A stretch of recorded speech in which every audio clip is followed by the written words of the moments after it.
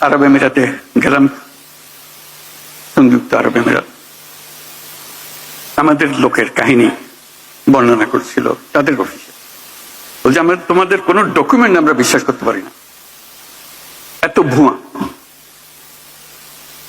কাজের লোক হয়তো সে, কিন্তু সে সার্টিফিকেট নিয়ে এসছে মেডিকেল ডক্টরের সার্টিফিকেট।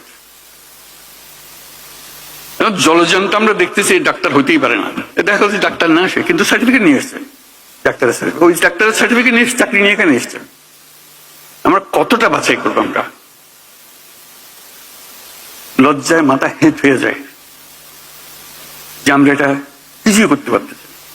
আমরা চাকরি চাই, কিন্তু পরিষ্কার ভাবে চাই।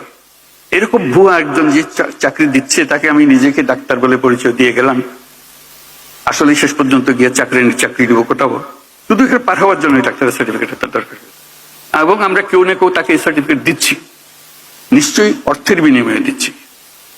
এবং এখানে বহু আছে, সেটা এজেন্ট আছে, সেই জোগাড় করে দেয়। শুধু একটা এজেন্ট না, এরকম বহু এজেন্ট আছে। এবং এইভাবে আমাদের বহু মেয়ে মধ্যপ্রাচ্যে হারিয়ে যাচ্ছে, নিয়ে গেছে, এর মধ্যে ফেলে দিয়ে আসছি, কেউ জানে না। হিউম্যান ট্রাফিকিং এর কি বিষয়, বিভৎস বিষয়। এবং মেয়েদের জন্য আমাদের মেয়েরা যাচ্ছে, তার কি অবস্থায় ফিরে আসছে, যদি সশরীরে ফিরে আসতে পারে,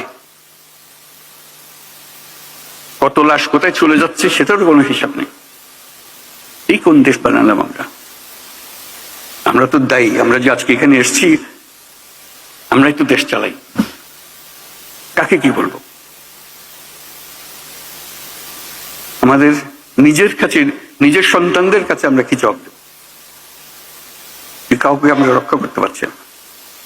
এই মৃত্যুর জন্য, এই ট্রাফিকিং এর জন্য আমরা দায়ী না? আমরাই তো দায়ী। আমরাই তো সহজ করে দিয়েছি তাকে যাওয়ার জন্য। এটা অসংখ্য কাহিনী, এগুলো আপনারাও জানেন, বহু জানেন।